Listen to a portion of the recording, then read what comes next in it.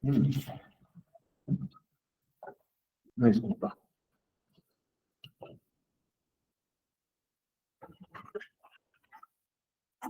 Buenos días, Hugo.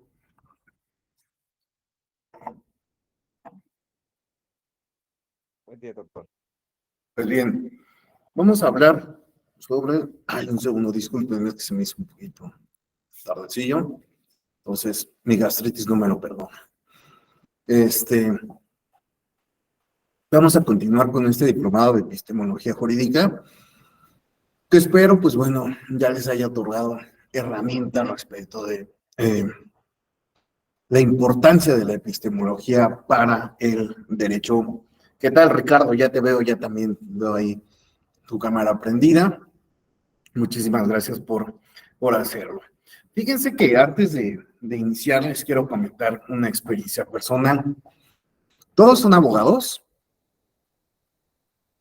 ¿Sí? Bueno, a ver, ¿ustedes qué opinan de esto que a mí me sucedió?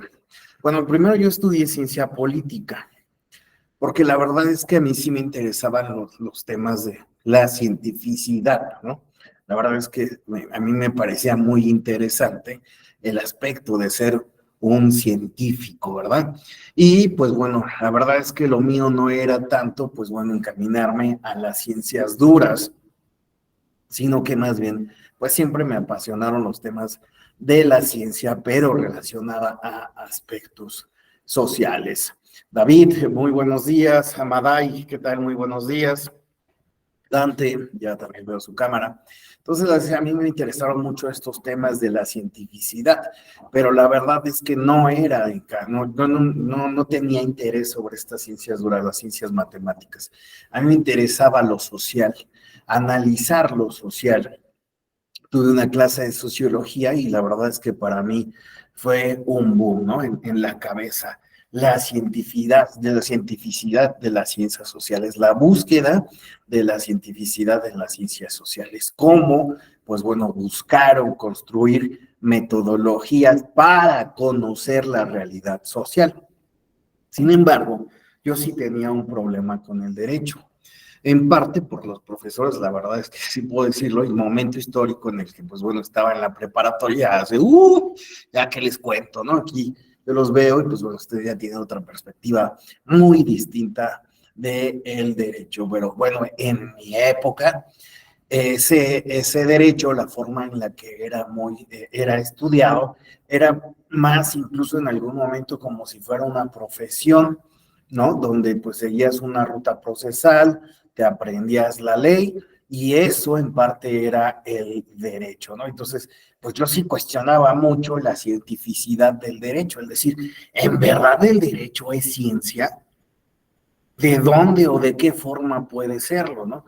Pues yo comparaba la sociología o la ciencia política, que fue por lo que me terminé decantando para estudiar, y pues me era muy difícil comprender que el derecho pues tuviera un alcance científico, porque no le veía ni por dónde pues estuviera una construcción metodológica para conocer un objeto social. Si el derecho, bajo la idea de la ciencia pura del derecho de Kelsen, que era lo que en algún punto les decía, me enseñaron, pues no busca comprender los comportamientos o dar cuenta de los comportamientos, porque lo que hace Kelsen es abstraer la norma, ¿no? Y por eso es la teoría pura del derecho, ¿no? Entonces yo decía, bueno, y pues si el interés es simplemente la norma, no el deber ser, sino simplemente el ser de la norma, pues en qué momento el derecho alcanza esa cientificidad, cuáles son las herramientas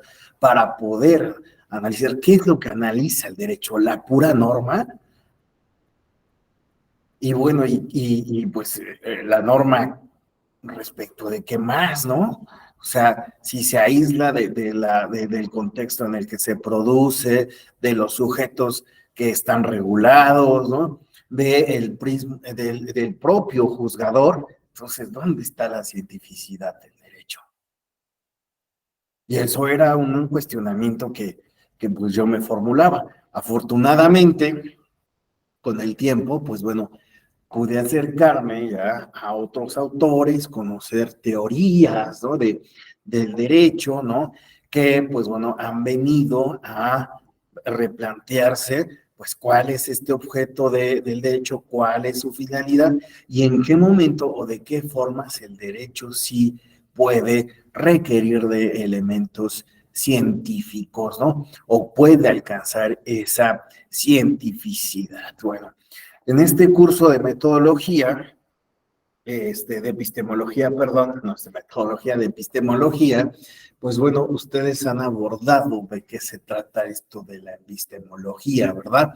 Ustedes ya tienen unas nociones generales de para qué sirve pensar, ¿no? El cómo conocemos, ¿no? De qué manera nos acercamos a la realidad. Y pues el día de hoy lo que vamos a encontrar en esta sesión es que el derecho, pues bueno, a través de toda una larga línea de autores, de doctrina, de teorías, pues ha encontrado en la interpretación y en la argumentación eh, formas en las cuales, pues bueno, justifica lógicamente, pues, y bajo herramientas de construcción analítica, la forma en que conoce y aplica la norma, ¿no? Y es ahí donde se hace importantísima la interpretación y la argumentación del derecho, porque no se va a tratar simplemente de interpretar a cómo se nos dé la gana, ¿verdad? Ni de argumentar como queramos, sino que se ha tratado de desarrollar instrumentos interpretativos, pero también argumentativos que eleven la forma en la que se utilizan las herramientas del derecho, que son las propias normas. Entonces, para llegar a ese punto, que es lo que voy a tratar de hacer en esta sesión, vamos a arrancar con ideas que me parecen muy importantes y que si no retomo este texto en esta sesión es difícil que lo retome en otra de algún otro diplomado. Y es que me parece que es importante y pertinente partir de qué creemos, qué sabemos y qué conocemos. Y de ahí la importancia de la epistemología aplicada al derecho, y ahora sí entender por qué es importante la interpretación y la argumentación respecto de una perspectiva epistemológica del derecho. Me estoy dando a entender hacia dónde quiero ir y cuáles son mis inquietudes y por qué abordar esta sesión de esta forma. Bueno, ya que he planteado esto, pues bueno, así me presento, ya que están todos en general los que me parece están inscritos en este diplomado, todos. Pues mi nombre es Alexander Reyes, he tenido el gusto pues de compartir sesión con algunos de ustedes, como David Alejandro, que no nos había tocado por ciento clase compartida, pero el viernes pasado decía David, pues no, nunca me ha tocado clase con usted y hoy casualmente repetimos el viernes en la noche y hoy por la mañana, ¿no? Y vean lo que son las cosas. Para mí es un gusto estar con ustedes, iniciar esta semana. En lugar yo lo que voy a tratar de hacer es que también sea muy interactiva para que hoy lunes nos sintamos así como, oye, ahora tengo ganas de entrarle a los temas del derecho, bajo del derecho electoral toda la semana. ¿Ok? Bueno, mi presentación, al final les doy mi correo electrónico. Quien así lo quiera, pues me manda un correíto electrónico. La verdad es que yo no tengo problema en que pues me hablen por mi nombre, Alexander o Alex. Ahora sí que como dicen donde yo vivo, mi barrio, Alex, ¿no? Entonces, si me llaman Alex, Alexander, yo no tengo ningún problema. La verdad es que eso de los títulos para mí, pues no es irrelevante, no es importante. Entonces, incluso hasta me siento mucho más a gusto cuando se refieren a mí por mi nombre, ¿no? Alexander o Alex, y me parece que está bien, ¿no? Entonces me mandan un correíto, Alexander, por favor, me puedes pasar la presentación y yo con gusto se las comparto a quien quiera. En esta sesión, pues bueno, no se trata que yo venga a hablar, sino que también ustedes puedan colaborar este espacio, si bien es virtual, pero pues hay que darle ese contenido orgánico. Entonces pueden participar por la caja de comentarios, levantando la manita, abriendo el micrófono sin ningún problema. Y pues bueno, la intención es que también ustedes hagan de este espacio académico suyo. Bueno, siendo estas precisiones, vamos a iniciar con nuestra sesión. ¿Hasta aquí alguna pregunta, algún comentario? ¿Ninguno? Perfecto.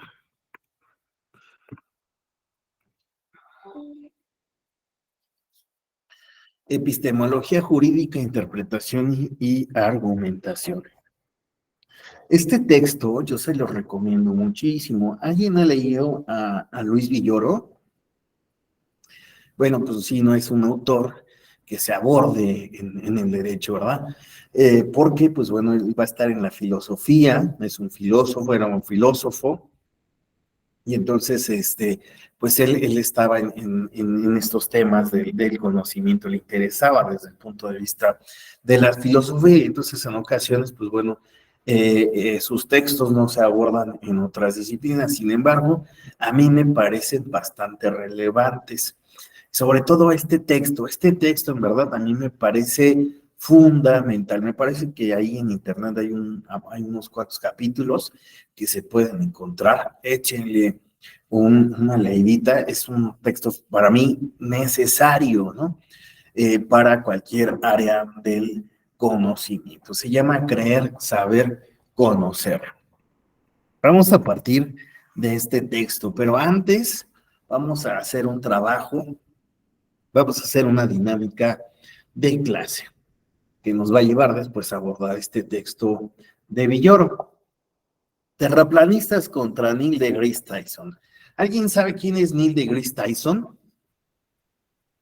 Omar dice que sí. Dinos, Omar, ¿quién es Neil deGrasse Tyson? Es un divulgador de ciencia científico de los Estados Unidos. Sí, exactamente. Él, pues, es un continuador de la obra de Carl Sagan, e incluso, pues bueno, es el presentador de la nueva versión de la serie Cosmos, que está ahí en una plataforma, del ratón, ¿no? Que tiene incluidos el Nat Geo y ahí está su serie. Sin embargo, pues bueno, en YouTube podemos encontrar varios de sus videos. Incluso se le ha invitado a muchos programas, a películas, ¿no? Como un presentador donde hace su papel, ¿no? De divulgador científico. Quiero decirles que aparte esta persona, pues yo soy admirador de Chris Tyson, es como un héroe casi para mí, así como Superman. Para mí Neil deGrasse Tyson es un personaje muy importante, por toda la labor que desempeña. Entonces, si a mí en la primaria me pusieran a hacer si estuviera en la primaria y me pusieran a hacer ¿quién admiras? Yo haría un Neil deGrasse Tyson. Por eso retomo a Neil deGrasse Tyson para este ejemplo. Pues bueno, resulta que Neil deGrasse Tyson, pues como decía Omar, pues es un divulgador científico, ¿verdad? Y él está interesado en los temas que tienen que ver con los horizontes científicos, pero pues bueno, sí lo lleva a una cuestión del conocimiento del espacio, ¿verdad? Del universo. Y por eso es muy atractivo para mí. La cuestión está en que Neil deGrasse Tyson en un momento, pues, al defender su postura sobre el universo y cómo lo concebimos, pues tuvo pues un encuentro con un rapero. Este rapero se hace llamar B.O.B. y él, pues bueno, tiene la firme creencia de que la Tierra es plana, ¿no? Entonces, este B.O.B., como líder del movimiento terraplanista, retó a Neil deGrasse Tyson a que le demostrara que la Tierra era redonda y no plana, ¿no?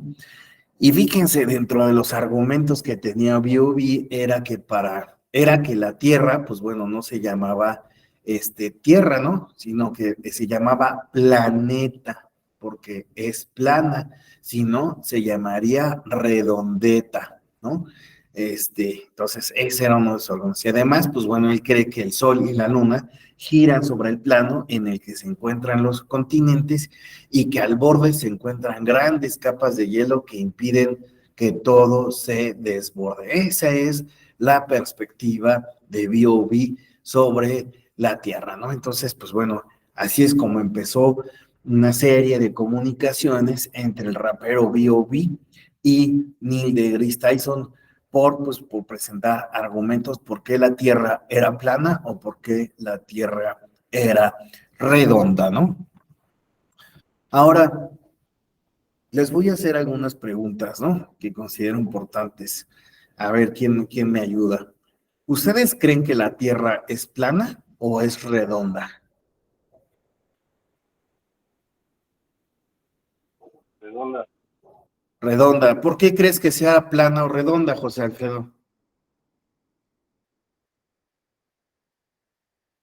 Tú has salido del planeta y Pues has visto que la Tierra efectivamente es redonda. ¿Cómo te explican? no, sin embargo la experiencia sí nos dice esta misma situación. Una de las pruebas es a través de los, justamente hace un par de semanas, en julio fue que se celebraron 30 años del eclipse de sol en México. Ay, perdón, se Entonces, escuchó un poquito nosotros, bajo. ¿Puedes hablar un poquito más cerquita? ¿ya? ¿Mejor? Ándale ahí. Sí, sí. Hace 30 años, se estaba recordando que hace 30 años fue el eclipse de sol observable desde México. Ajá. Y para que haya un eclipse de sol se necesita una esfera, ¿no? Por ahí los terraplanistas podrían decir, bueno, pero si la esfera o si el plano está puesto justo en la forma en la que oculte la sombra en que la sombra de la Tierra se proyecte en la Luna justo de forma redonda, aunque esté plana, Ujú. eso no acreditaría todo sobre la redondez. Ahora, otro tema de experiencia. Personalmente me ha tocado poder viajar en algún barco y pues llegas a otro continente en barco, ¿no? Y no me ha tocado darle la vuelta al mundo porque no lo he hecho, Ajá. pero así como yo ya viajé en un barco, estoy seguro que han habido muchos barcos, no tengo duda de que han habido muchos barcos que le han dado la vuelta al mundo, ¿no? Una de las pruebas de esto es justamente una creación del hombre, que es el Canal de Panamá, que fue creado para poder terminar de darle la vuelta al planeta sin Ujú. tener que dar toda la vuelta hasta arriba y regresar, ¿no? Entonces hay muchos elementos empíricos que nos hablan de la redondez del planeta. Y digo, no solo eso, por ahí los católicos, los cristianos, dicen, ustedes empezaron a creer que la Tierra era redonda a partir de Colón, pero en la Biblia dice, ¿dónde estabas cuando yo formé la circunferencia de la Tierra? O sea, muchísimos años antes de Colón, ¿no? Entonces, hay muchos elementos, por ahí hay una explicación de un griego que la verdad es buenísima, pero yo no la puedo plantear Ajá. en relación con la redondez de la Tierra, pero hay muchos elementos de experiencia que no requieren que haya salido del planeta y lo veas desde fuera. Mira, si es redondo, si está plano, si hay unos elefantes cargándolo, ¿no? Nada más, gracias. No, muy bien, José Alfredo. Fíjate, acabas de plantear varios puntos muy interesantes, ¿verdad? Evidencias, ¿verdad? Evidencias empíricas, formas de demostrar que sin salir de la Tierra podemos demostrar que es redonda, es decir, podemos eh, comprobar por qué es redonda. Y fíjense, la siguiente pregunta era, ¿qué sabes sobre el tema, David? Pues bueno, digo, José Alfredo, pues ya nos ha planteado, pues, diferentes conocimientos que tiene desde lo que es lo empírico, lo vivido, por el hecho de que él también ha viajado en barco, ajá, como también el conocimiento de otras personas y los experimentos que otras personas pues han hecho para comprobar la redondez de la Tierra. Es decir, que él tiene diversas fuentes de información que sostienen desde su perspectiva que la Tierra es redonda y no plana. Sin embargo, fíjense, quiero que vean este video porque es interesante las justificaciones de estas personas, ¿no? Ya vimos la de José Alfredo, ahora veamos qué dicen estas personas. To me, this is Satan's greatest lie. Destruction. I got a dog. I would throw this on your chest and come back with his mouth and all chewed up. Yeah, I feel that I've been deceived.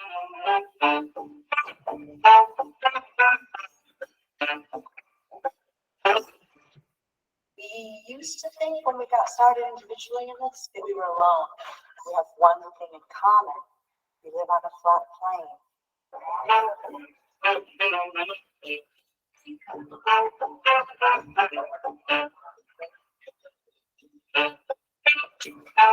When you're watching videos at home, it's just you and the screen. It's lonely. I came here because I needed to see what flat Earth people looked like. And I was not disappointed. They look normal. Very few people overweight. About 30% of them are cigarette smokers. And only 4 of them that I met are from around here.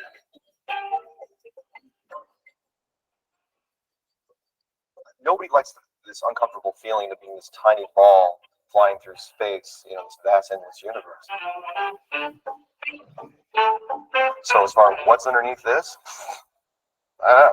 could be this thickness. It doesn't even have to be that thick because we can only drill down 8 miles.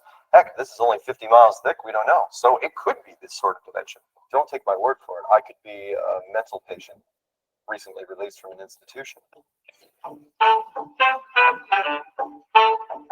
Once I decided that I had to go with it being flat based on my gut feeling and common sense evidence, then I was looking around to see who was making a working model of the flat Earth, and I couldn't find it anywhere.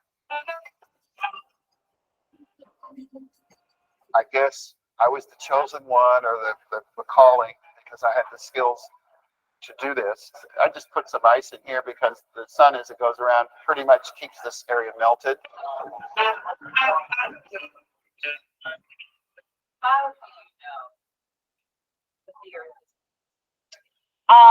Well, I've watched over 50 hours of video. So I went down to the seashore, down in New Jersey, and I did my own testing. So you take a straight edge and you go from one end and you follow the horizon of the ocean and you go straight edge just to the other end, and it's flat. Ahí a propósito del viaje de José Alfredo que nos decía en barco, esta señora también hizo el mismo viaje, ¿no? Con una regla. Entonces vio que la Tierra para ella era plana. Ven cómo también tienen argumentos que apelan a, pues, ciertos conocimientos, ciertos saberes, comprobaciones empíricas, ¿no? Entonces también están construyendo un argumento, ¿no? De por qué creen lo que creen, ¿no? Y aquí les decía que pues viene a colación el por qué creemos, por qué, y qué quiere decir el creer, qué es el saber y qué el conocer, ¿no? Porque creer podemos creer muchas cosas, ¿no? Pero ¿habrá alguna diferencia entre lo que es la creencia, el saber y el conocer? Pues bueno, Luis Villoro se planteó esta pregunta.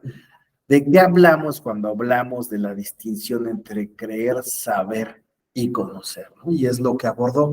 Y viene a colación de lo que acabamos de ver, porque a final de cuentas, pues los individuos podemos apelar a creencias, a el hecho de cierto tipo de conocimientos o de saberes. Pero, pues bueno, dice Villoro, sí hay una diferencia, ¿no?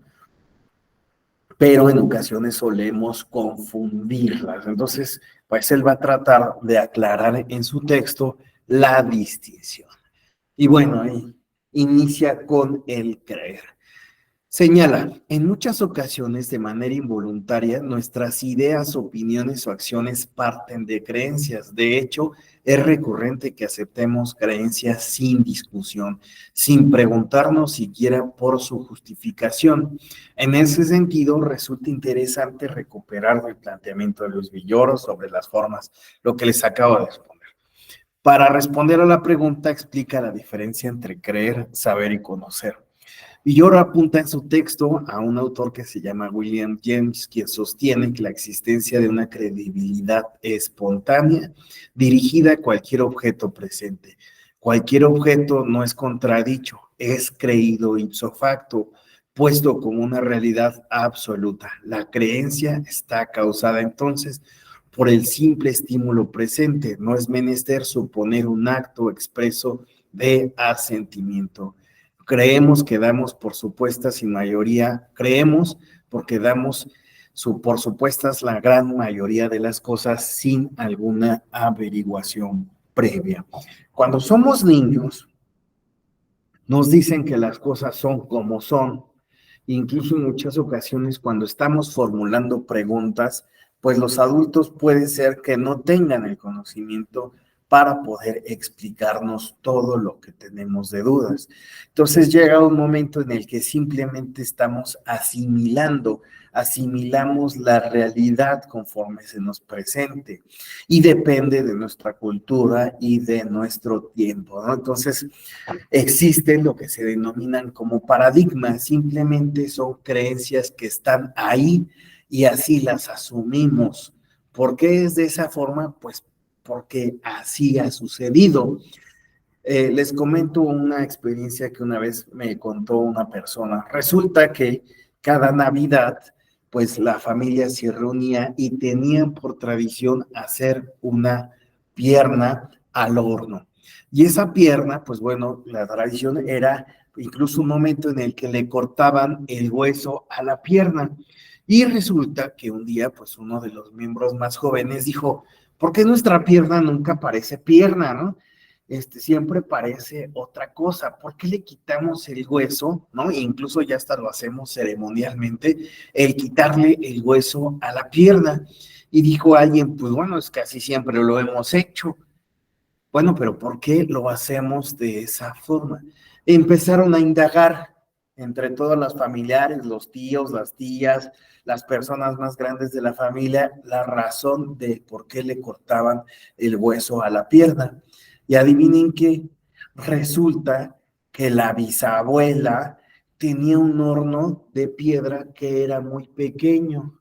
Entonces, cuando metía la pierna no cabía y por lo tanto le tenían que cortar el hueso a la pierna para que la pierna cupiera. Eso se hizo una tradición que todos asimilaron sin ninguna crítica. Incluso le empezaron a dar significados de por qué se le cortaba la pierna, si se cosía de mejor forma, si el hueso tenía algún efecto negativo en el sabor, demás.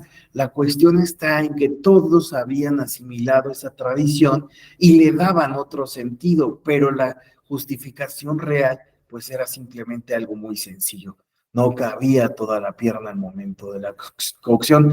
Pero si ustedes creen que escapamos a estas creencias, pues no, están ahí constantemente.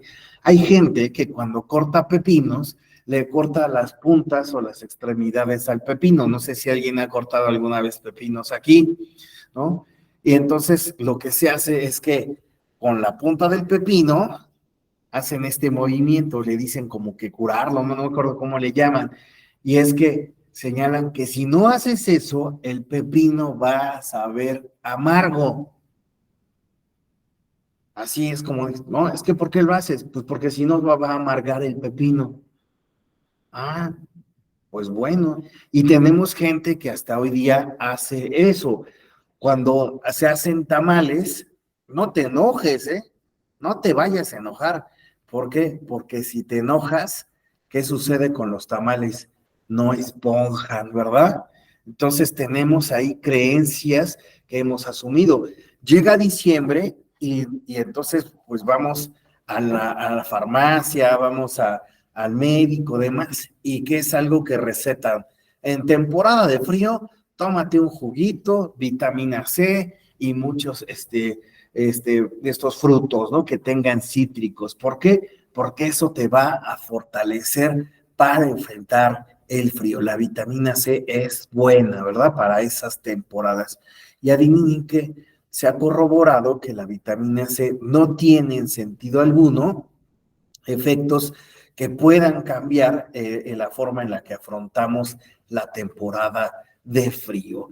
Todo partió de una creencia de un investigador que consideró que la vitamina C tenía esos efectos, porque él gustaba de tomar vitamina C, tomar un jugo de naranja todos los días. Y pues bueno, él empezó a impulsar el tomar eso, pero como era una figura de autoridad, se empezó a divulgar que, pues bueno, se tomara vitamina C. ¿Y quién hoy día, pues cuestiona el hecho de que la vitamina C no sea buena, ¿verdad?, para la temporada de fríos?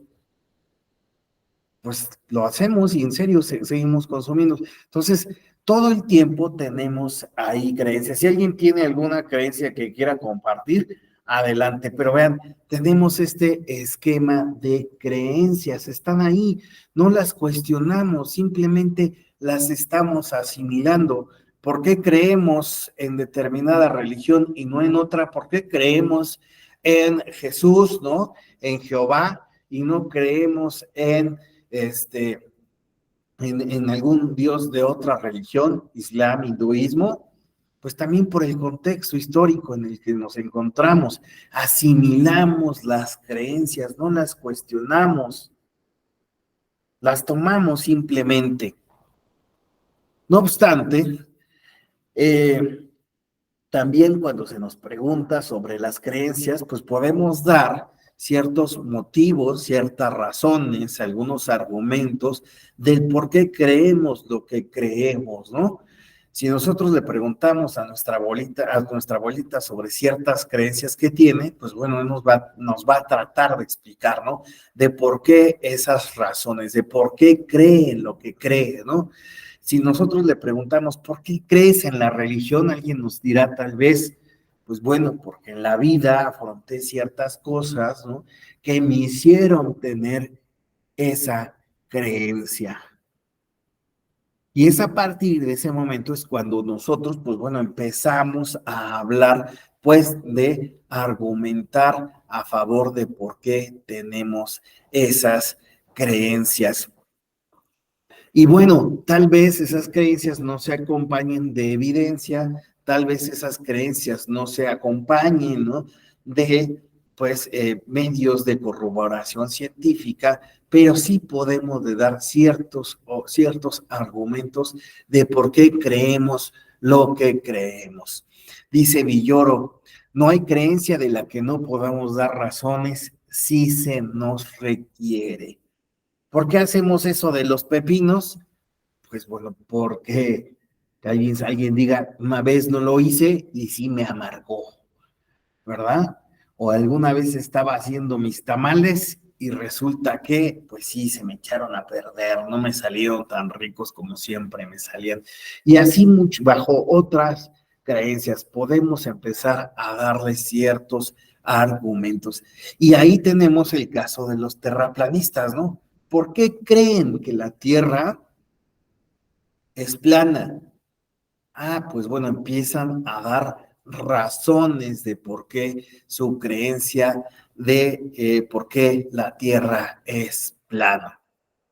Pero Villoro sí va a señalar que, pues bueno, la cuestión de estas creencias tampoco es que las echemos a saco roto, tampoco es que las creencias, pues simplemente las creamos porque lo hacemos desde la ignorancia, desde la sinrazón, ¿no? Para Villoro, pues dice, es que estas creencias también implican cierto grado de conocimiento, cierto grado de experiencia, e incluso para lo que sirven las creencias es para orientarnos, ¿no?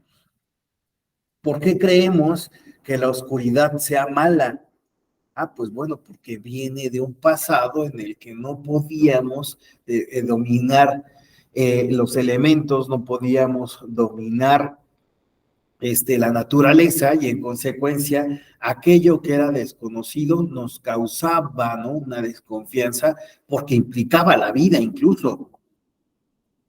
Entonces, esas creencias en muchas ocasiones se asientan como orientadores, conocimientos orientadores, que sin tener plena justificación, pues bueno, nos llevan a salvarnos, a resguardarnos, a conducirnos en la vida.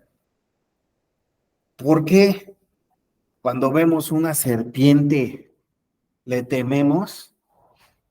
Pues porque lo que nos dice el conocimiento, independientemente de qué tipo de serpiente sea, es que puede ser venenosa.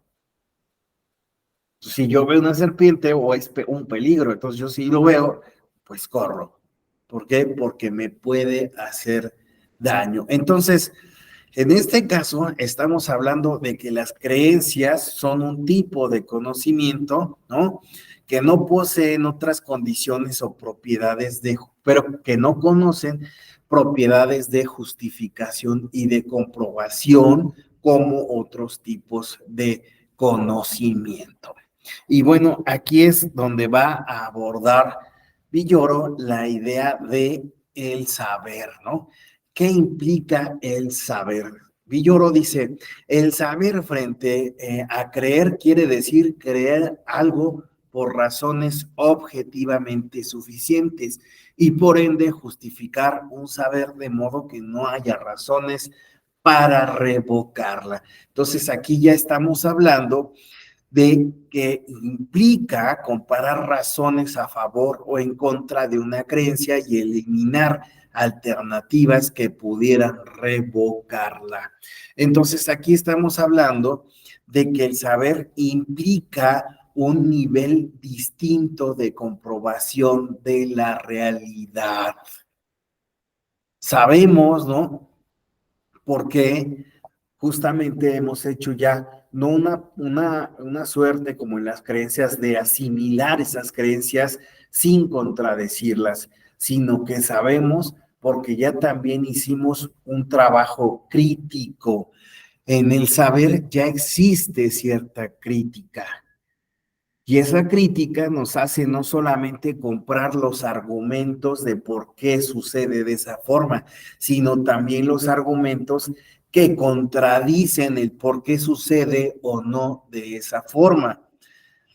Llevando esto al punto de los terraplanistas. Los terraplanistas justifican su postura a través de encontrar argumentos que validan su postura, pero no de encontrar argumentos que la contradicen. En una ocasión, pues trabajando con una compañera, una tesis de investigación que se tenía que entregar, me dijo, pues bueno, es que en mi tesis, la forma en la que yo la he construido es que he buscado todos los argumentos a favor de mi hipótesis, porque si busco argumentos en contra, le voy a dar en la torre, me voy a dar en la torre solita. A ver, ¿cómo está eso? O sea, construiste una tesis de investigación a partir de los argumentos que, bueno, sí funcionan para sostener tu hipótesis, pero ojo, una parte importante del conocimiento se construye no solo tomando en cuenta los argumentos a favor, sino también haciendo una crítica, haciendo un trabajo en el cual contrastamos la evidencia que tenemos. Por lo tanto, una tesis inevitablemente, y aunque duela, puede ser que en algún punto, pues diga que nuestra hipótesis está equivocada. No construimos simplemente trabajos de investigación para que digan lo que nosotros queremos que digan, para que lleguen al objetivo que nosotros queremos que lleguen. Lo importante es que también sepamos que posiblemente estamos errados y por lo tanto debemos de tener un control sobre la hipótesis, es decir, mejorándola, cambiándola, transformándola a partir de la realidad. Pero bueno, en el saber estamos en el entendido que, pues bueno, debemos de tomar en cuenta también las razones en contra. Voy a avanzar aquí. Así, no solo el científico, sino cualquier persona puede considerar los argumentos, críticas o puntos de vista interpretativos contrarios antes de asegurar que tiene razones objetivamente suficientes.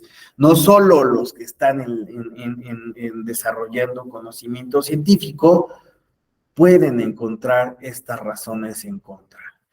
Tener este pensamiento crítico, cualquiera lo puede hacer. Un ejemplo, no solo el de los terraplanistas, en el caso de las personas durante la pandemia, tema que no voy a debatir en este momento, pero ahí era necesario tener argumentos no solo que validaran mi postura, sino también posiciones críticas, ¿verdad? Y asimilarlas. Una idea, si las cosas no son como yo las pienso, ¿cómo pueden ser? Muchas veces entramos a redes sociales, entramos a Twitter y defendemos nuestra postura y consideramos un éxito el hecho de que nosotros hayamos ganado un debate, cuando también hubiera sido más interesante que tomáramos también los argumentos que se están virtiendo para razonar sobre ellos. Bueno, entonces, lo interesante de la distinción entre el creer y el saber es que existe un grado distinto de justificación. No lo justificamos al momento de que en el creer no justificamos, sino hasta el momento en el que se nos cuestiona. Pero incluso, pues solo podemos vertir un argumento que justifica la creencia, pero no que va en contra de la creencia. En el saber, sí ya tenemos un aspecto crítico. Y sabemos porque nos allegamos de diferentes razones, de explicamientos, de otras explicaciones. Y en ese caso, solo si sus razones y las razones resisten, podemos declararlas como objetivas.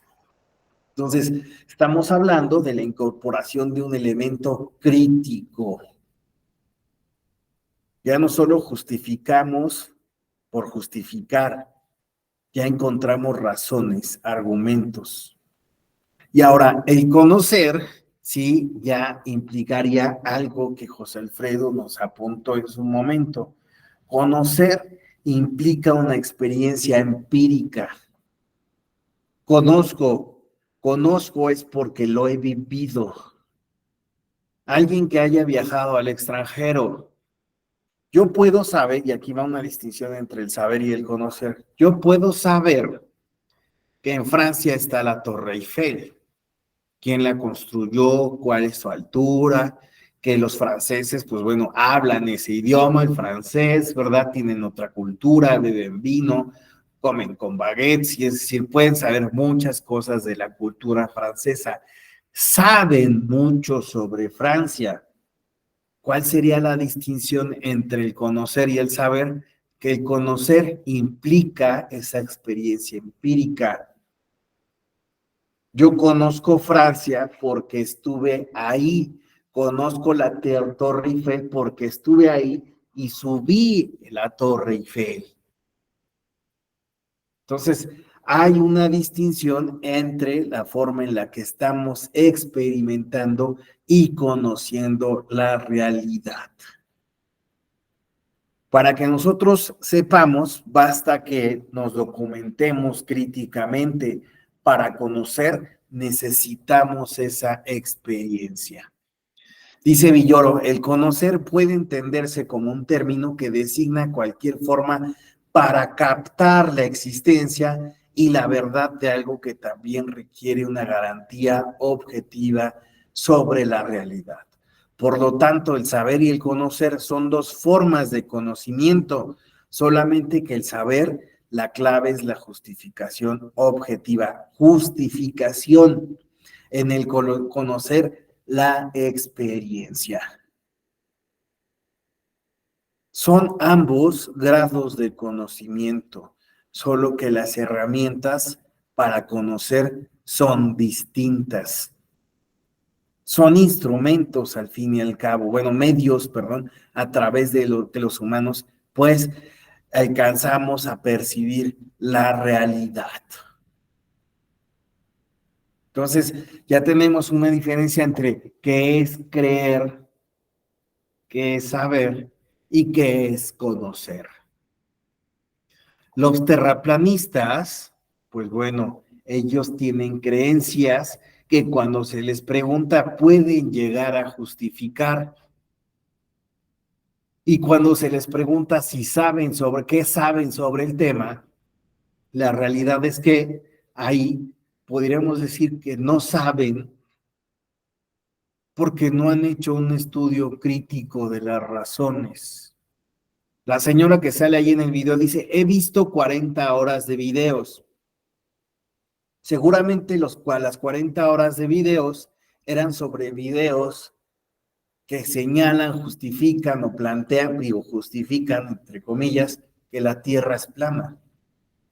Pero en ningún momento, pues tal vez haya buscado información que contradiga lo señalado en esos videos.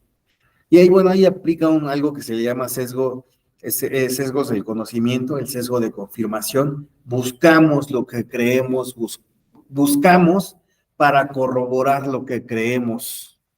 E incluso si encontramos información que contradice nuestras creencias, eso nos asegura que desde esa perspectiva, que estamos en lo correcto. Porque hay alguien que está en contra de nuestra postura por alguna cuestión ahí extraña. Pero bueno, esto me parece importante, ¿no? Porque hay una distinción entre estas formas de percibir o alcanzar la realidad. En el saber debemos comprobar nuestras razones con puntos de vista distintos y considerar alternativas posibles antes de aceptarlas como fundamentos seguros. Solo cuando comprobamos que existen anterazones en contra, sabemos, existe un pensamiento crítico. En el conocer debemos confirmar una experiencia con experiencias sucesivas, experimentación, de modo que todas puedan integrarse en una unidad. Solo cuando comprobamos que las experiencias concuerdan, conocemos.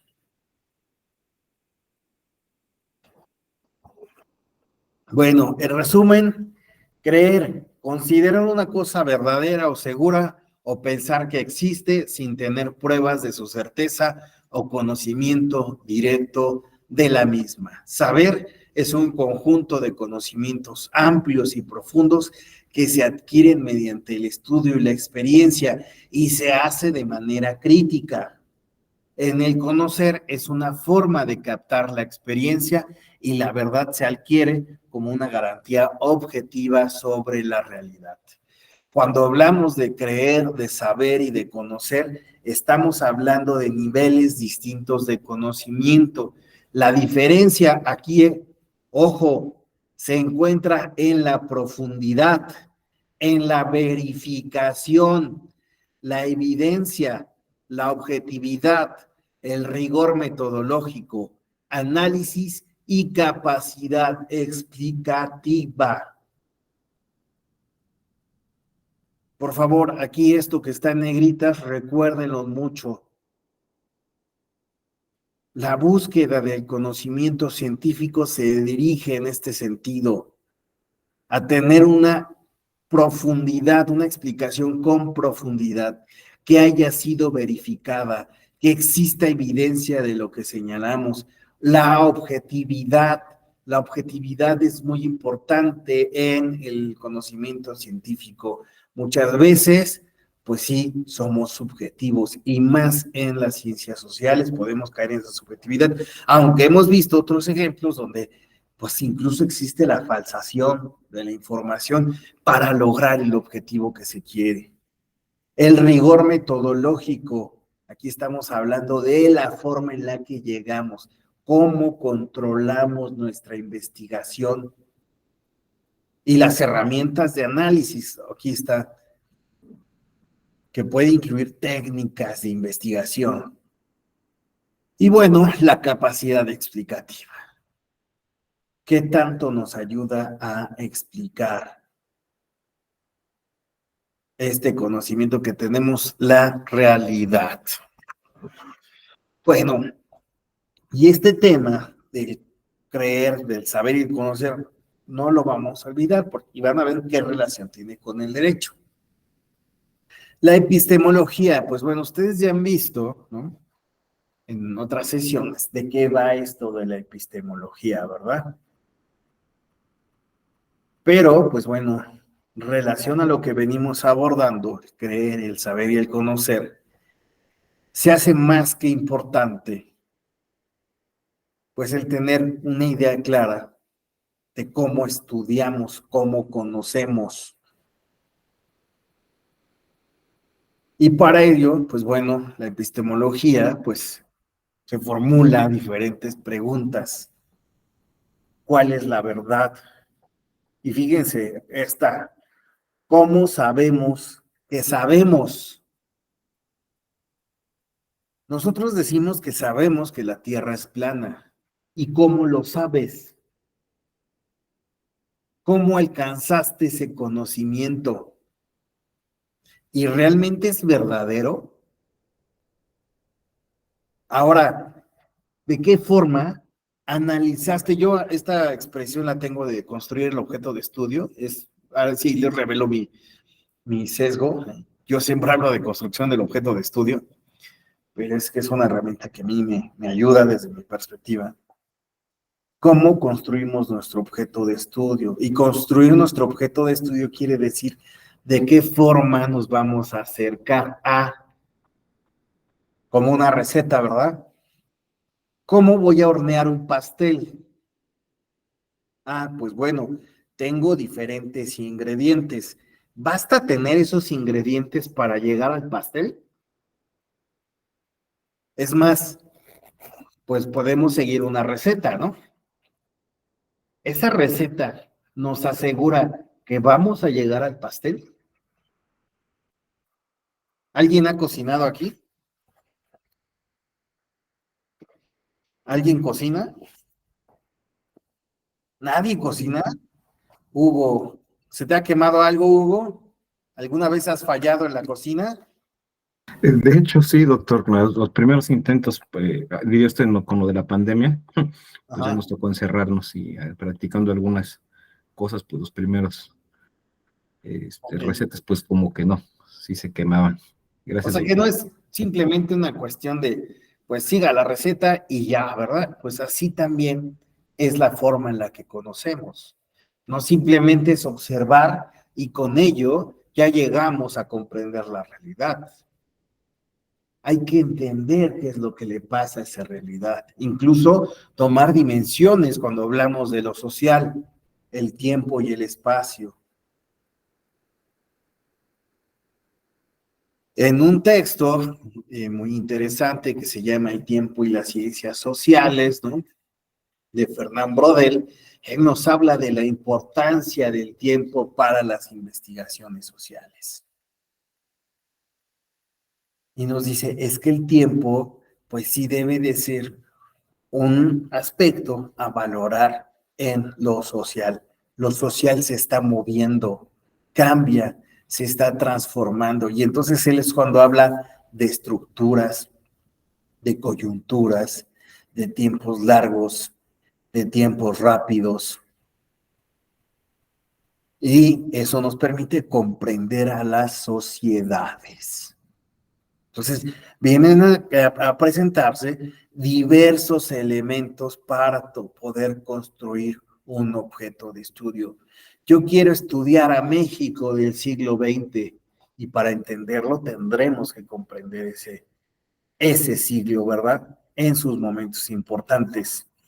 Ed Hobsbawm, en Historia del siglo XX, señala que hay un siglo XX corto y un siglo XX largo,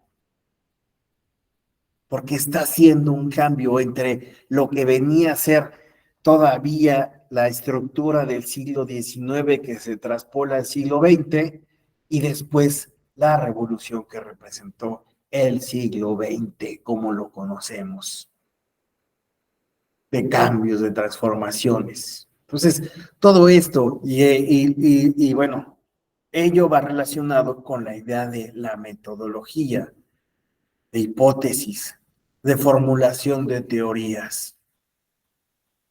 Thomas Kuhn, en las revoluciones científicas, nos habla de paradigmas del conocimiento, de formas en las que los individuos han tratado de comprender los fenómenos sociales, de esos paradigmas que se han llegado a sentar y que después, pues bueno, se derrumban y dan paso a otras nuevas explicaciones.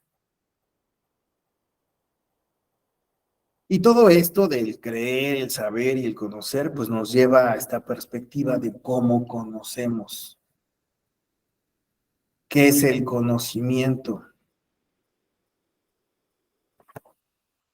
Y bueno, hablando de estas estructuras, vamos a ver 5 reglas para salir de la ignorancia, dice Neil deGrasse Tyson. Échenle, por favor. Hace solo unos cuantos siglos, apenas nos segundo en el tiempo cósmico. No sabíamos nada sobre dónde o cuándo nos encontrábamos. Indiferentes al resto del cosmos, habitábamos en una especie de prisión. Un universo diminuto contenido en una cáscara de nuez. No escapamos de esa prisión. Fue el trabajo de generaciones de buscadores, quienes se tomaron a pecho 5 reglas sencillas. Cuestionen la autoridad. Ninguna idea es verdadera solo porque alguien más lo dice. Y eso me incluye a mí. Piensen por sí mismos. Cuestiónense a sí mismos. No crean en algo solo porque quieren creer. Creer en algo no lo hace verdadero. Prueben sus ideas por medio de la evidencia obtenida de la observación y la experimentación. Si una idea favorita falla una prueba bien diseñada, está equivocada. Sigan la evidencia hasta donde ésta los lleve. Si no tienen evidencia, resérvense su juicio. Y tal vez lo más importante de todo, recuerden, ustedes podrían equivocarse. Incluso los mejores científicos se equivocaron respecto a algunas cosas. Newton, Einstein y todos los demás grandes científicos de la historia. Todos cometieron errores. Por supuesto que lo hicieron. Eran humanos. La ciencia es una forma de evitar engañarnos a nosotros mismos y a los demás. Los científicos han conocido el perdón. Por supuesto, hemos usado mal la ciencia, igual que lo hemos hecho con todas las herramientas a nuestra disposición. Y por eso no podemos darnos el lujo de dejarla en las manos de unas cuantas personas poderosas. Mientras más nos pertenezca la ciencia a todos, menos probable es que la usemos mal. Estos valores debilitan el atractivo del fanatismo y la ignorancia. Bueno, ahí vimos los consejos de Neil deGrasse Tyson para acercarnos al conocimiento científico, cuestionar la autoridad, no creer en algo solo porque se quiera creer, probar las ideas a través de métodos científicos, seguir el hilo de la evidencia hasta donde ésta nos guíe y también asumir que podemos estar equivocados. Ahí dice, supérenlo, ¿verdad? Bueno, todas estas ideas del creer, del saber, del conocer, del conocimiento científico, de reglas para acercarnos, ¿no?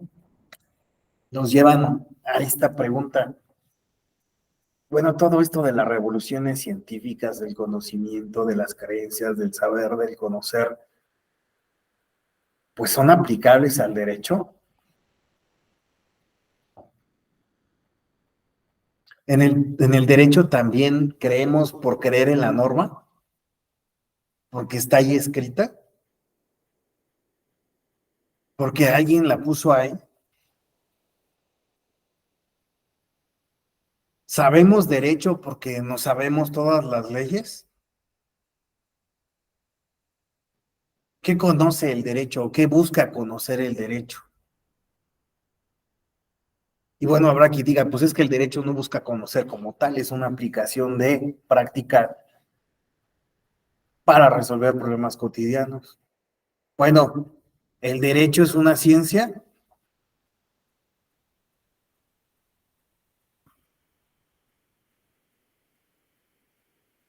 Yo les pregunto, ¿el derecho es una ciencia? David, Alberto, Dante, Alan, Maday, Héctor, Hugo, José Alfredo, Omar, Ricardo, Magdalena. ¿El derecho es una ciencia?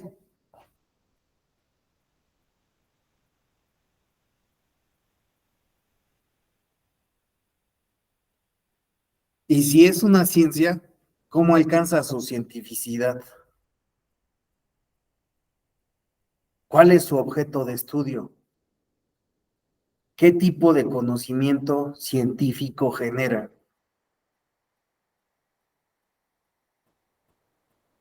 Ustedes estudiaron derecho, ¿no? Y cuando estudiaron derecho, yo les comentaba al principio mi experiencia, yo dije, a mí me interesan las cuestiones científicas y quiero ser un científico social. Cuando estuve en esa clase de sociología de la prepa, dije, yo quiero ser un científico social. Y bueno, empecé a ver qué áreas y dije, no, es que el derecho como que se me hace que no es ciencia eso. No me llamó la atención. Hoy día creo otra cosa. Ustedes tuvieron su momento, ¿no? De estudiar y decir, bueno, ¿y es una ciencia o no es una ciencia?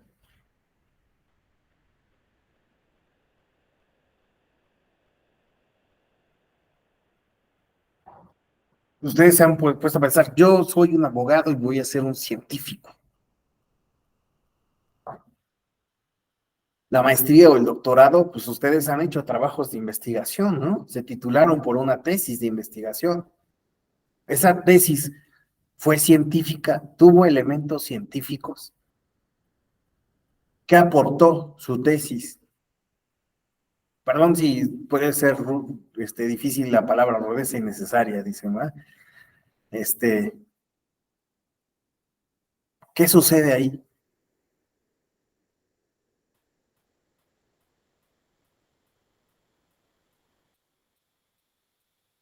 ¿Nadie?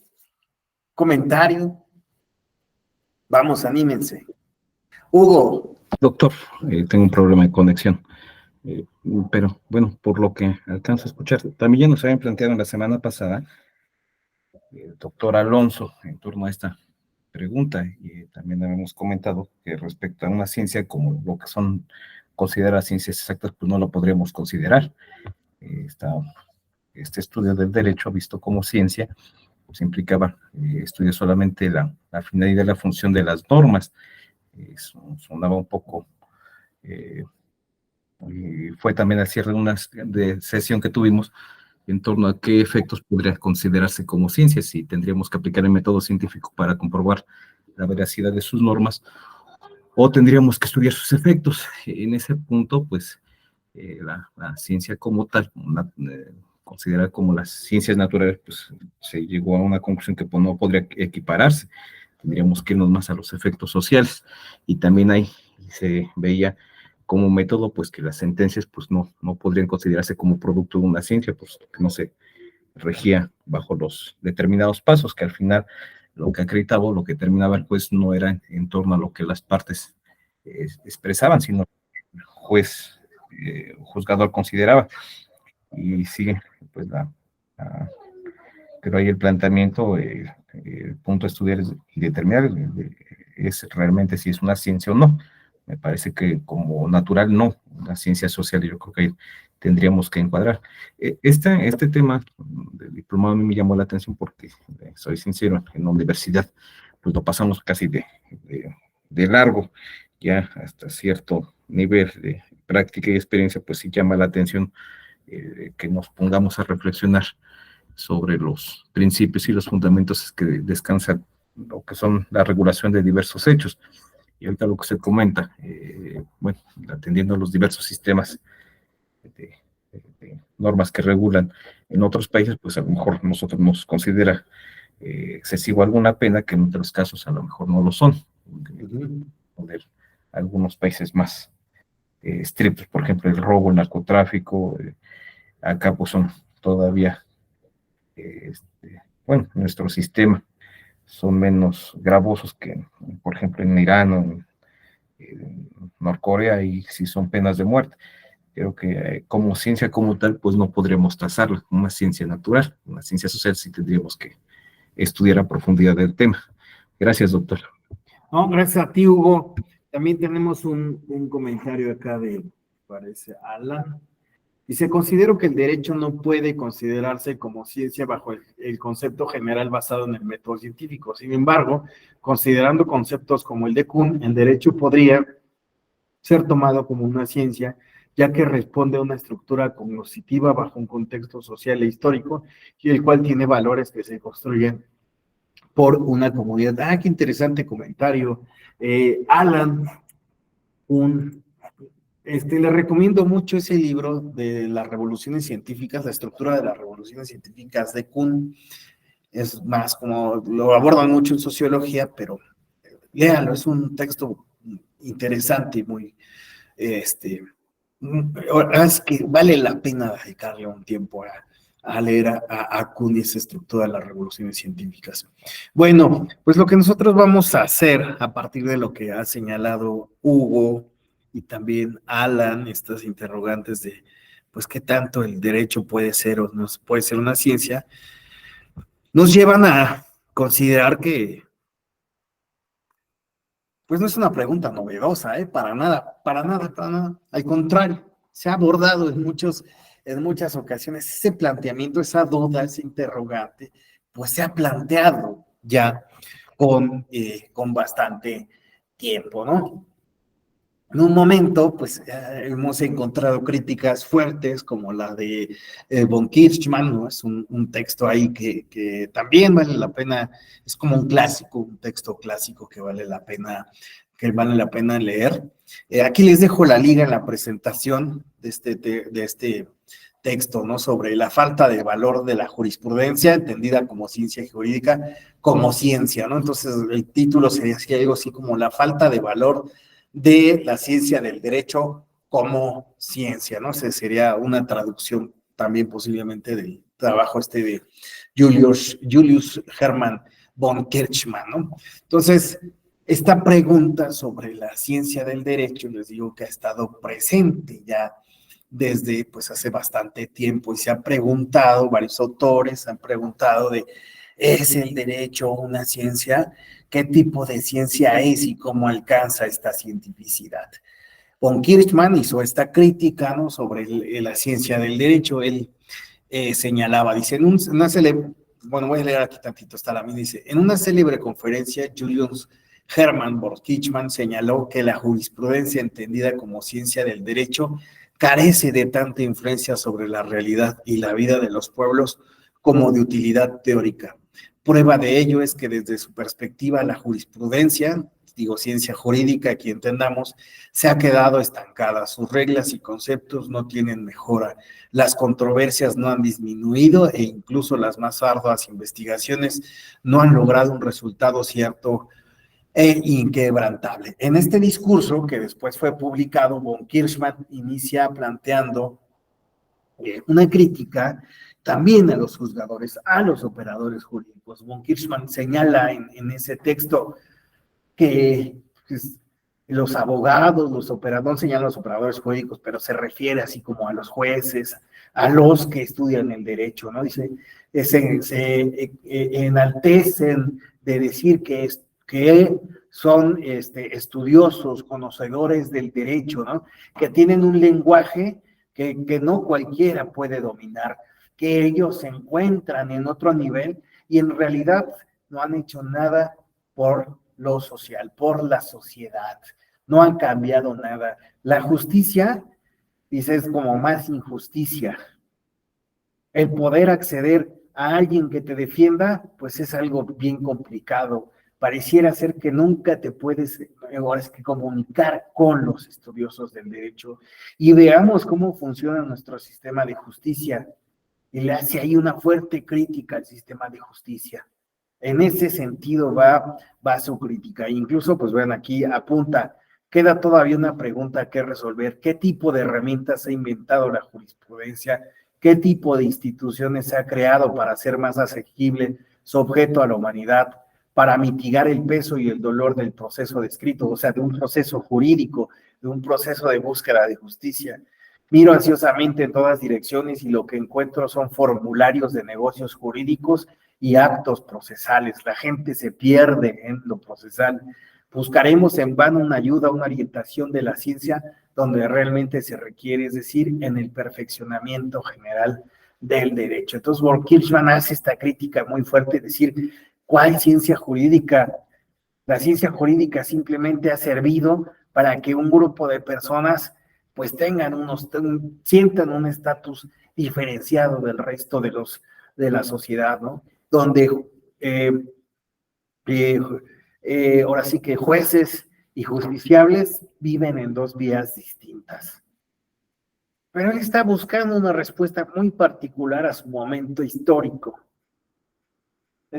Hay que también leer a von Kirchmann en el momento histórico que él lo está leyendo. Y la intención, pues bueno, simplemente retomar que existen estas críticas que yo he señalado ya desde hace bastante tiempo. Un segundo, por favor. Ay, ya se agradezco.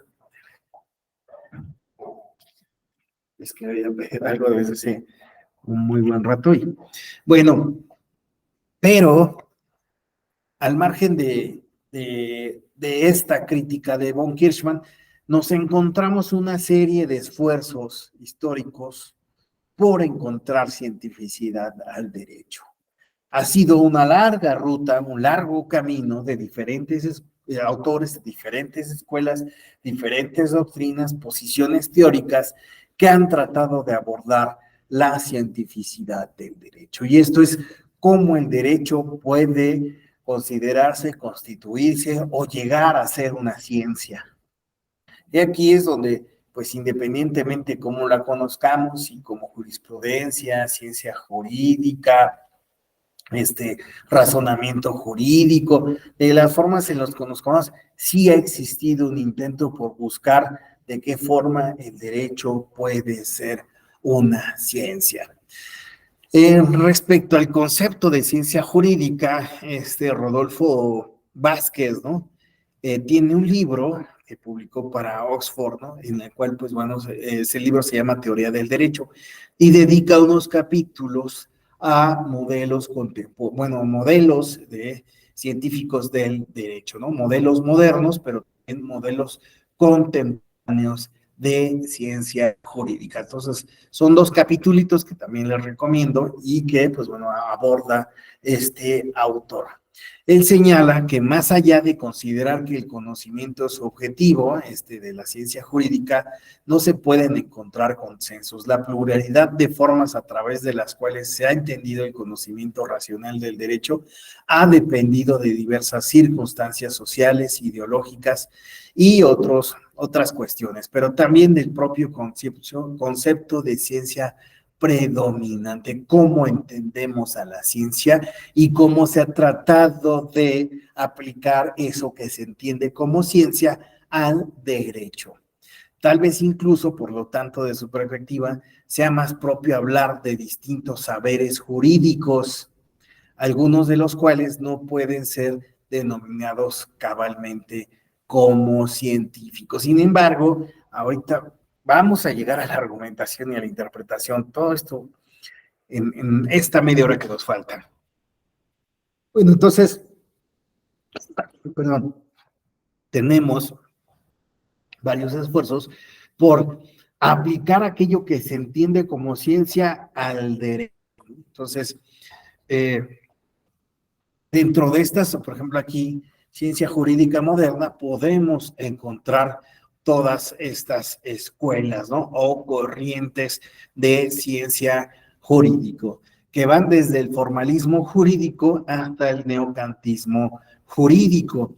Y bueno, ahí en medio tenemos la revuelta contra el formalismo, que es una respuesta a esta perspectiva, ¿no?, de el derecho, y el sociologismo jurídico y el movimiento del derecho libre.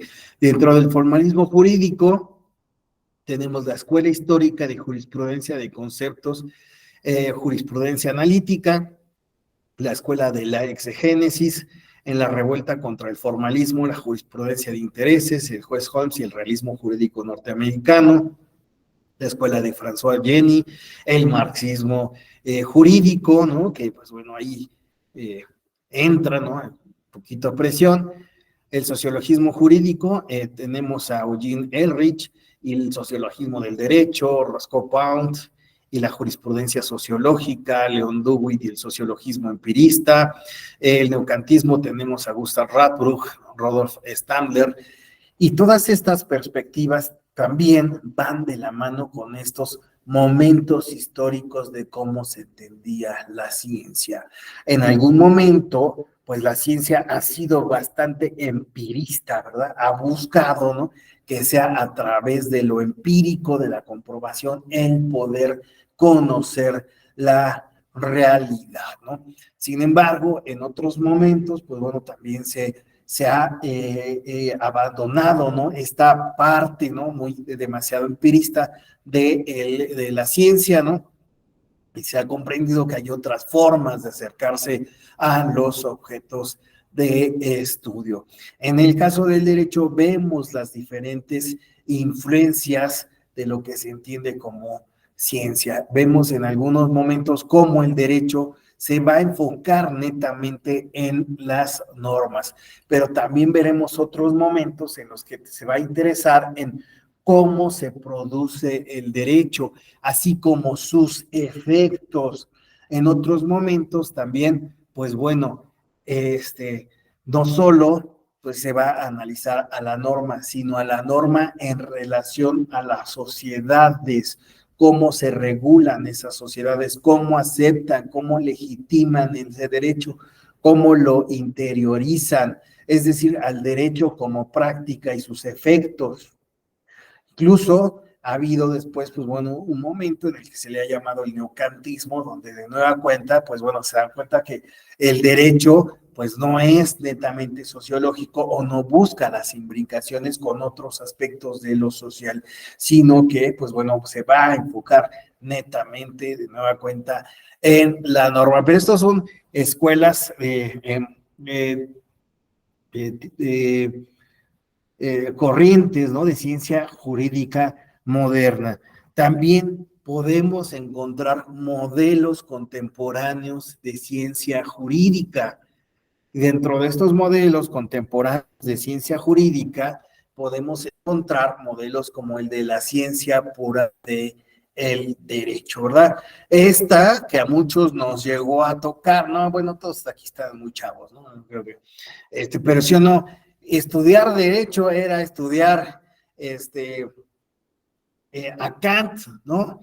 Y pues bueno, entrarle al estudio, ¿no?, de la ciencia pura del derecho. En este caso, pues bueno, pues no es mi intención entrar a cada una de estas teorías jurídicas contemporáneas. Sin embargo, sí considero importante tomar en cuenta que existen estas teorías, ¿no? Y aquí nada más las vamos a señalar de forma rápida. Para Kelsen, pues bueno, él se va a enfocar netamente en lo normativo, es decir, que va a eliminar, va a erradicar todo aquello que no sea normativo. Por eso va a ser ciencia pura del derecho. Para él, en esta distinción entre el ser y el deber ser, el derecho, ¿no?, se va a ubicar netamente en el ser, no le va a interesar el deber ser, es decir, el aspecto axiológico no va a hacer interés del derecho, por lo tanto no se puede valorar a la norma como buena o como mala. Directrices que, pues bueno, señala la axiología. De ahí que en esta idea de no conceder si la norma puede calificarse o no puede calificarse, tampoco se va a interesar en las explicaciones causales. Es decir, todo lo social que también pueda llegar a impactar, el derecho, la forma en lo que impacta lo social, tampoco se va a interesar. Kant dice, el objetivo de la ciencia del derecho está formado por un conjunto de normas que pertenecen al mundo del deber ser y no a la realidad empírica. No me interesa lo que esté sucediendo empíricamente. Por lo tanto, aquí va a tener sentido el concepto de validez, pues en él se encuentra la clave para entender lo que distingue a las normas de los hechos empíricos. La validez que convierte las prescripciones en normas consiste en una propiedad no empírica, sino normativa. Una norma va a ser válida porque existió antes otra norma que le da sentido. La norma no va a ser válida porque los individuos la cumplen, la interioricen, la acepten. A Kant no le va a interesar eso. Él se va a centrar en la norma. Entonces, ¿cuál será el objetivo de la ciencia jurídica desde su perspectiva? Lo netamente normativo.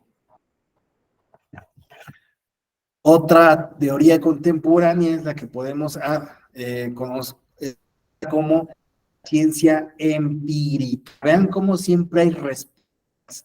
Esto de la revolución de las estructuras científicas está ahí presente de alguna u otra forma. Siempre hay una respuesta a las teorías.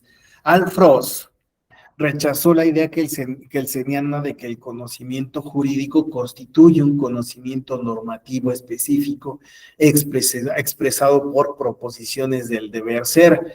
Él dice, no, también el derecho se expresa en proposiciones del ser, sí.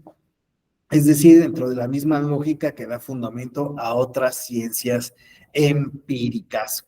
Para este autor, la ciencia se dirige al contenido abstracto de las directivas y no a las realidades del derecho en acción como lo hace la sociología jurídica. Es decir, sí le van a interesar los aspectos sociales, pero no de la forma de la sociología jurídica, porque desde su perspectiva, bueno, son dos fenómenos que van de la mano, solo que el derecho pues se va a cargar de esta parte que no es la sociológica, aunque sí le interesa. Ahora, aquí aparece un tema muy importante, que es el de la interpretación. Para Kelsen, pues bueno, vamos a encontrar que a él le va a interesar lo netamente normativo, pero no lo axiológico. En el caso de Rossi va a hablar de la idea de, pues bueno, es que la norma, no me interesa el aspecto sociológico de la norma, pero sí voy a entender que algo que resulta importante es que el jurista debe de interpretar. Ahí es donde va su postura que cambia respecto de Kelsen. La norma no es que vaya a ser buena o mala, pero sí es interpretable, sí debe de interpretarse. Y ahí es donde va el estudio de la ciencia, del derecho. Bueno, hay otro modelo de la ciencia analítica, este es de Herbert Hart, el cual si bien no está planteado como tal, ¿no? Sí se puede construir, nos dice Rodolfo Vázquez, y se puede construir a través de su obra. Hart se centró en la práctica social, en la forma en que las personas actúan en las situaciones reguladas por el derecho y el lenguaje del que se vale para referirse a ellas. En este sentido, la distinción de Hart entre el punto de vista interno y el punto de vista externo frente a las reglas le permite reconocer las características propias de las reglas sociales que las diferencian de los hábitos sociales. Hart va a encontrar que, pues bueno, existen otras reglas, otras normas, ¿no? Pero las que le van a interesar son las jurídicas, porque hay otras como los hábitos sociales que se encuentran ahí en la realidad. Y entonces ahí dice que existe una perspectiva interna y una perspectiva externa, ¿no? Eh, bueno, también él va a plantear la idea de la importancia de la interpretación. Hart se inclina a favor de la textura abierta del lenguaje jurídico, la posibilidad de poder interpretar. Y entonces ahí, dice él, deben de existir, pues bueno, varias interpretaciones, pero a la que vamos a apelar es a la interpretación razonable que tengan los jueces, ¿no? Y que, pues bueno, estos pueden elegir de manera discrecional qué interpretación pueden dar. Bueno, ahí nada más como apunte, pues cabe señalar que existe un debate entre Hart y Ronald Dworkin, ¿no? Respecto de sus puntos de vista, ¿no? Desde sus teorías, ¿no? En la forma en la que se analizan las normas, ¿no? Entonces aquí vemos este debate resumido en este pequeño cuadrito, ¿no? Y la forma en la que uno ve, Hart lo ve el derecho como un sentido positivista, Hart lo va a ver desde un punto de vista de la praxis social. Lo más importante de esta distinción es que uno, pues bueno, va a señalar que existen reglas primarias y secundarias, así como una regla de adjudicación, pero en el caso de Dworkin va a proponer que no solo existen reglas, sino que también existen principios y directrices. Sobre todo esto de los principios, ¿no? Hoy día ya hablamos, ¿no? De principios. Bueno, al margen de estas perspectivas, teorías, de estas teorías jurídicas contemporáneas, pues también cabe señalar, y aquí es donde vale, nos dirigimos al punto, la dogmática jurídica, ¿no? La perspectiva de Manuel Atienza. Para Manuel Atienza, él va a entender a la ciencia de derecho no como tal como una ciencia, sino él va a hablar de dogmática jurídica, un tipo de saber, ¿no? Cuyo objeto de estudio es un sistema o un subsistema jurídico. En ese sentido, para Atienza, más que una ciencia, el derecho es requiere de una técnica o, pues bueno, desarrollar una tecnología, ¿no? Y esa tecnología, ¿no? Pues sirve justamente para la valoración. Y la valoración, porque a final de cuentas es lo importante a la norma, pues bueno, no se le aplica o no se le utiliza de manera mecánica, sino que existe una labor del juez de interpretación. Entonces, esto pues lleva a que el derecho pues tenga funciones específicas, ¿no? ¿Cuáles son estas funciones específicas? Para Atienza es suministrar criterios para la aplicación de las normas vigentes, suministrar criterios para el cambio del derecho en las diversas instancias en que éste tiene lugar, y tercero, elaborar un sistema conceptual con vistas a conseguir los dos objetivos mencionados.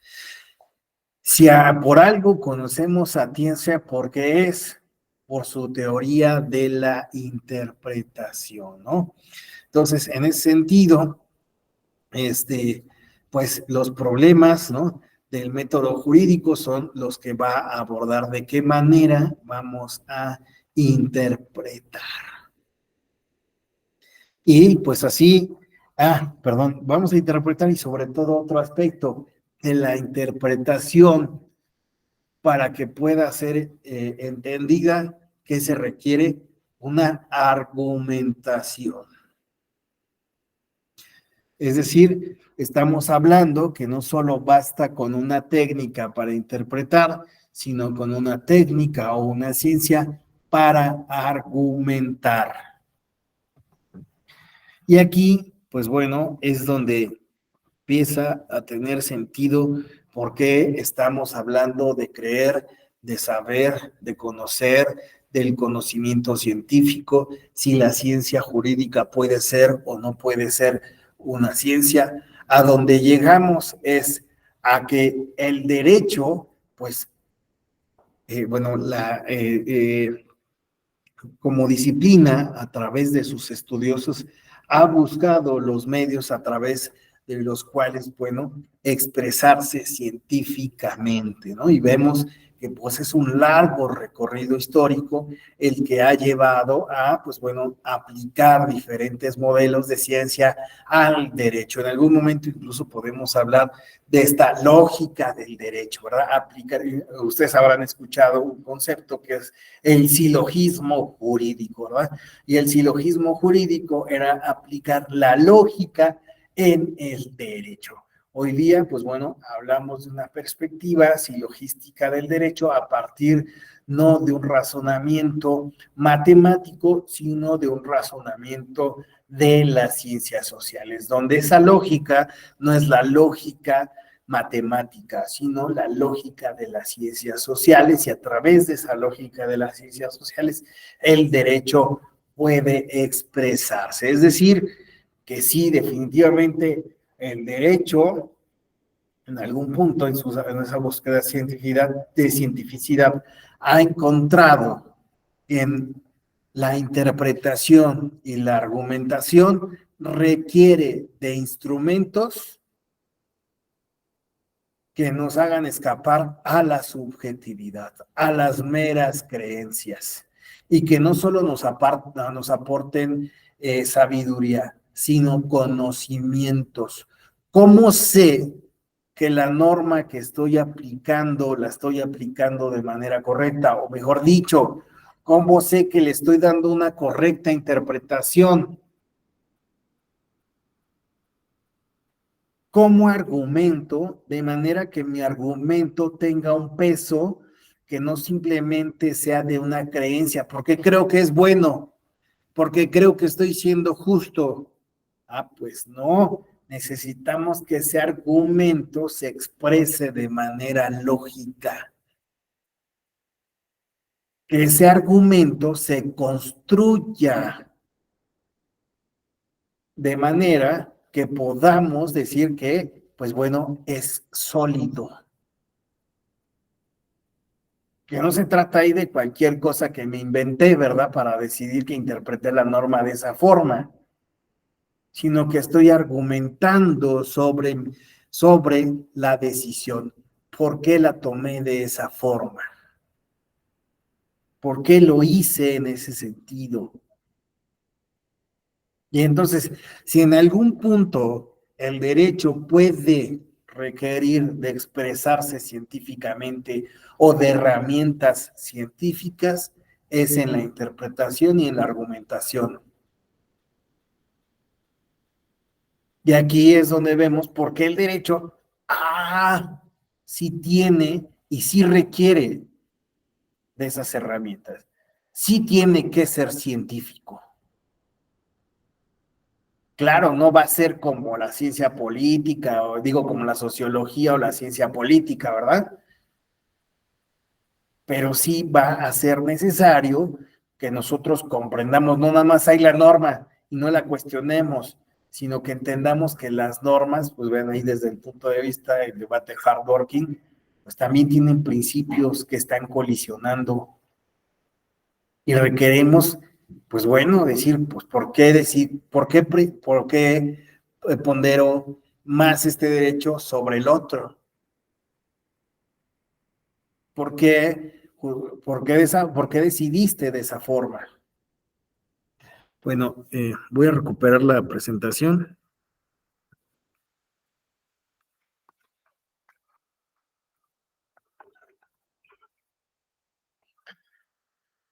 Así, nosotros tenemos que, existe ahí un texto de Juan Abelardo Hernández, profesor investigador de la Escuela Judicial, que se llama El razonamiento jurídico, la mente del operador jurídico, es el razonamiento jurídico, eso sí es cierto, de Juan Abelardo Hernández. Y él plantea la idea de que, pues bueno, existe un razonamiento jurídico, que también no es cualquier razonamiento, es un razonamiento que busca resolver problemas jurídicos. Y para resolver esos problemas jurídicos, pues bueno, se requiere de ¿qué? conocer el sistema normativo, se requiere de experiencia en la materia, de comprender esa realidad, de cómo vamos a aplicar, incluso estamos hablando a veces hasta de método científico. Y de método científico es porque hay materias donde el juez va a decidir y son temas que tal vez desconoce. Y perdón, aquí me voy a detener tantito. En materia de pueblos y comunidades indígenas, ¿qué sucedió en materia electoral? ¿Conocíamos cómo funcionaban todos los sistemas normativos internos? No.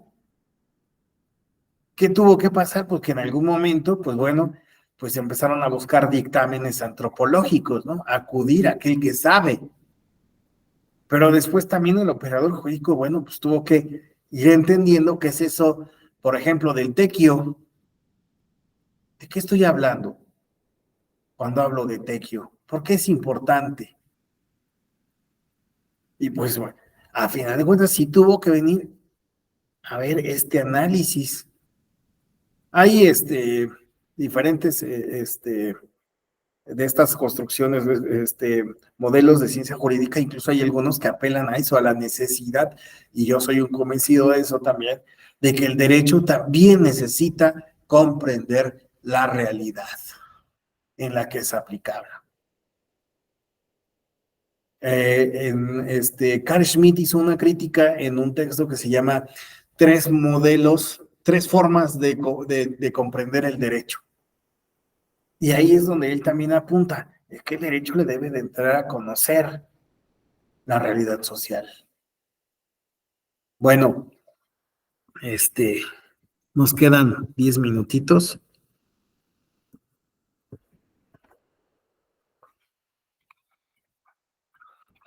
Así, pues bueno, yo considero que, ya se tardó en compartir. Yo considero que también no se ve, ¿verdad? La presentación.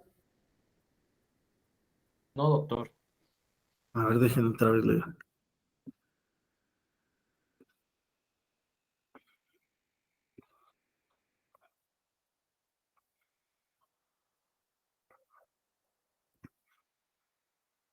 Ahí va. Entonces, yo considero que, pues al margen de todas las escuelas, sí, definitivamente, el operador jurídico, los jueces, sí requieren, ¿no? Pues de menos, pues construir a partir de métodos como es el método científico, donde se requiere observar, generar una pregunta de investigación, partir de conjeturas, plantear una hipótesis como suerte de solución, compilar información, analizar, construir un argumento. Y ahí viene el apartado de la lógica jurídica, así como validar a través ya de ese argumento el planteamiento, la respuesta a la que se llegó. Entonces, en interpretación jurídica, pues tenemos que existen diferentes conceptos de interpretación jurídica. Hay un concepto restringido, un concepto amplio y otro tipo de conceptos, ¿no? Sobre lo que es la interpretación.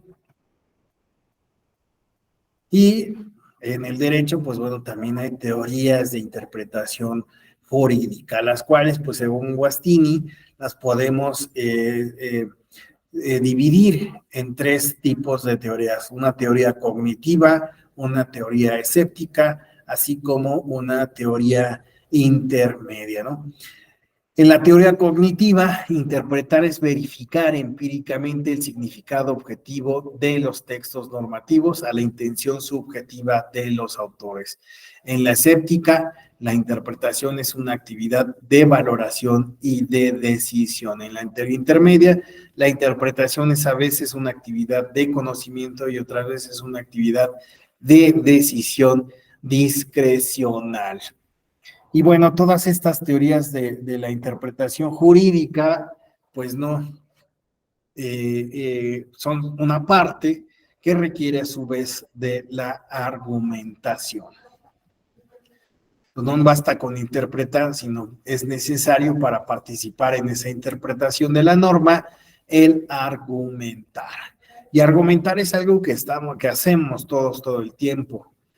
Estamos señalando razones del por qué son las cosas. Cuando nosotros incluso damos una instrucción, argumentamos el por qué debe de ser de esa forma. Si regañamos a nuestros hijos, estamos argumentando. Todos estamos argumentando todo el tiempo. Solo que, pues bueno, en el derecho necesitamos argumentar, claro, necesitamos argumentar, pero no con cualquier argumento. Necesitamos uno que tenga un sentido lógico, y que permita, más allá de mi subjetividad, presentar objetivamente la motivación que está detrás de la decisión. Entonces, no es cualquier interpretación, no es la que se me antoje, no es cualquier argumentación. Ahí basta con 2 parrafitos que no digan nada. No. Es una interpretación y una argumentación que busca construirse a través de herramientas científicas, si lo queremos señalar de esa forma, o como señala Tienza, con técnicas, con tecnologías. Y bueno, aquí hay otras teorías de la argumentación, Turing, McCormick, Robert Alexi, ¿no? Que es quien, pues en los últimos años ha estado más en boga, ¿no?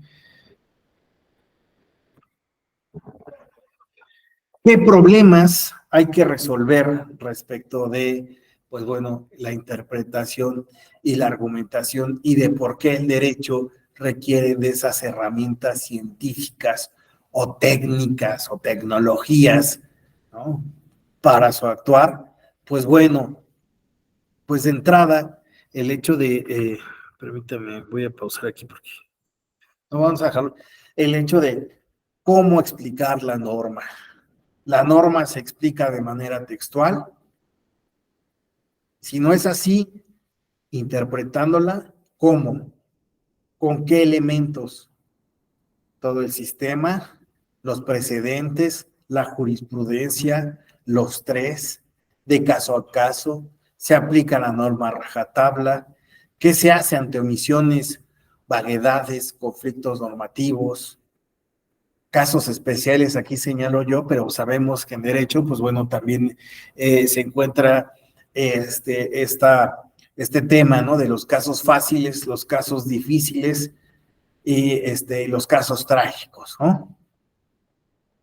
Entonces, no es cualquier cosa esto del derecho, ¿verdad? No se trata simplemente de ahí aplicar la norma mecánicamente, no.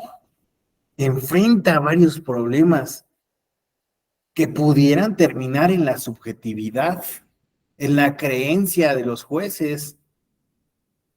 Pero ¿qué se requiere? Saber y conocer, y para ello, pues requerimos de herramientas. También otro problema es cuáles son los hechos relevantes, cómo los distinguimos, cómo construye el operador jurídico, ya una vez que ha analizado, que ha hecho todo este proceso de análisis de la realidad, que su propia experiencia le determina, del conocimiento de precedentes, de la jurisprudencia, cómo construye su razonamiento. Y algo bien importante, ahora, hoy día, cómo presenta su sentencia, su fallo, cómo lo construye. Hubo un momento en el que era como de, uy, no, una sentencia, necesito un abogado, por favor, ¿no? ¿Para qué? Para que me explique este documento. Y bueno, pues ¿quiénes podían entender? Pues los abogados, ¿verdad? Hoy día, ¿cuál es la intención?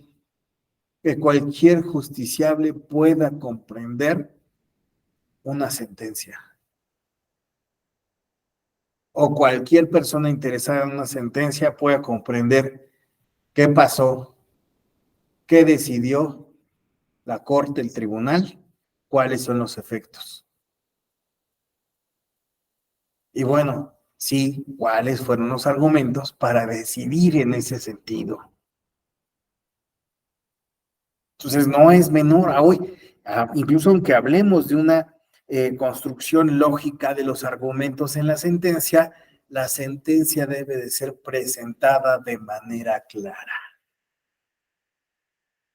No se trata de pues, simplemente resolver por resolver, es resolver con diligencia, con reglas establecidas, con los parámetros necesarios y a su vez que sea entendible.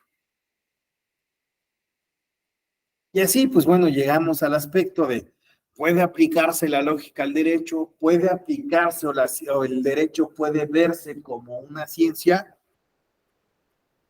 Sí, hoy día les puedo decir que sí lo creo. Requiere de herramientas y no cualquier herramienta. Requiere de interpretación y de argumentación, pero no cualquier interpretación o cualquier argumentación. Y es por eso que si nosotros analizamos las teorías contemporáneas del derecho, lo que vamos a encontrar son estos esfuerzos por elevar el conocimiento del derecho, de su aplicación, de su interpretación, de la forma en la que se argumenta. Les dejo nada más unas palabras, pero antes de ir terminando, pues bueno, les dejo mi correo electrónico, alexander.reyes@te.gov.mx, así como mi Twitter para aquellos que estén interesados en la presentación, pues bueno, les dejo una forma de comunicarse, tener contacto, así como mi correo electrónico. Bueno, ya nada más para terminar, les decía que la perspectiva que yo tenía al principio, ¿no? Cuando en aquel momento que dije, no, es que el derecho se me hace que nada más es como que apréndase la norma y ya ha cambiado radicalmente. Les puedo decir que sí, en 25, 30 años ha sido radicalmente un cambio de lo que yo pensaba del derecho. Hoy día, pues bueno, puedo decir que sí existen esas aspiraciones y que son muy válidas y necesarias frente a las problemáticas que enfrenta. No el derecho, los justiciables, los propios operadores jurídicos para dar sentido a la práctica del derecho. Porque no se trata de cualquier cosa.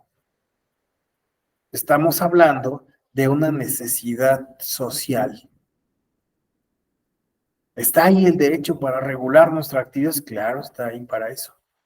Pero no debe ser de cualquier forma, ni bajo cualquier parámetro, bajo cualquier justificación ahí que nos podamos encontrar. Hay que elevar esa calidad. Bueno, les agradezco muchísimo, ya me están cortando aquí. Pues disculpen si no les doy la palabra ya para comentarios, ya tengo que abandonar. Les agradezco muchísimo su atención. Y pues bueno, espero que nos podamos seguir viendo. ¿Ok? Si tienen alguna pregunta, algún comentario, pues bueno, por redes, pues puede ser una vía. ¿Sí? Bueno, pues espero que esta sesión les haya sido amena y haya sido de utilidad. Muchas gracias. Gracias, buen día. Gracias, doctor. Buen día. Buenas noches.